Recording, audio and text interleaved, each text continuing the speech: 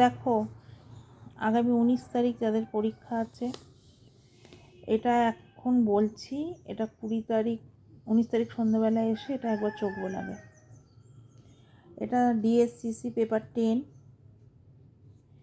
সাহিত্য, ঠিক আছে? এই প্রশ্নটা ভেরি ভেরি ভেরি ইম্পর্টেন্ট।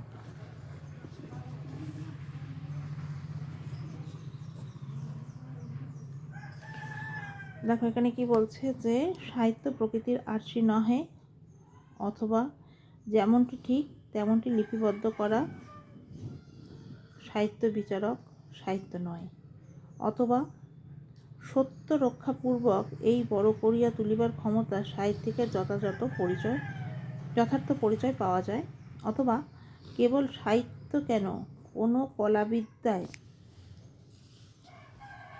প্রকৃতির যথাযথ অনুকরণ নহে, ব্যাখ্যা করো।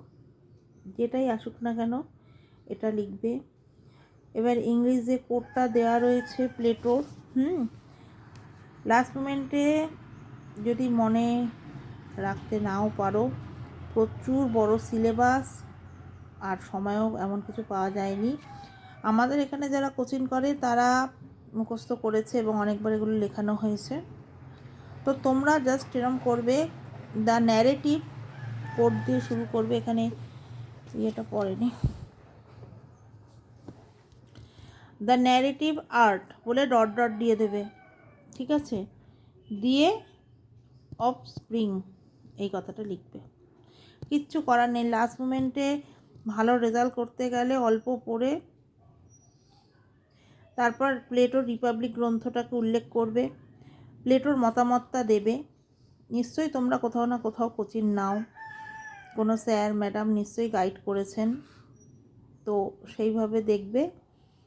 তারপরে লিখে একটা কথাই এটার মেন, যে রবীন্দ্রনাথের তো ইয়েটা সাহিত্যটা, তো রবীন্দ্রনাথ প্লেটোর থেকেও অ্যারিস্টটলের মতামতকে বা মতামতের সমতুল্য। যেমন আমরা দেখেছি আগেরবার কোলরিজের সঙ্গে ওনার মতের মিল ছিল, সেই রকমই অ্যারিস্টটলের যে মতটা ওইটাই উনি বেশি কী বলবো মেনেছেন আর কি।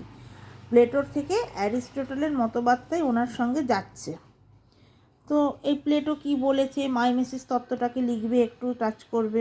আর আমরা কি জানি অ্যারিস্টটলের অনুকরণ তত্ত্ব বা মাইমেসিস তত্ত্ব যেটা হলো। দেখো একবার করে রিডিং পড়ো। ইএম ফস্টারের লিখবে, সমালোচকের নাম দেবে একজনের।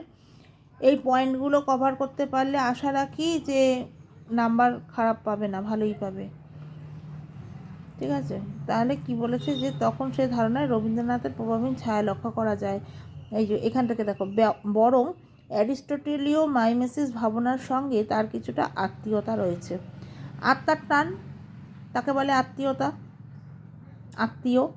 তাহলে কি ওই তত্ত্বটার সঙ্গে ওই প্রসঙ্গটার সঙ্গে রবীন্দ্রনাথের এই প্রসঙ্গের মিল রয়েছে, টান রয়েছে।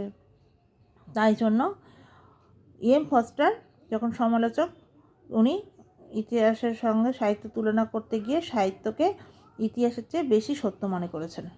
তখন সেই ধারণায় রবীন্দ্রনাথের প্রভাবহীন ছায়া লক্ষ্য করা যায়। ঠিক আছে, থ্যাংক ইউ।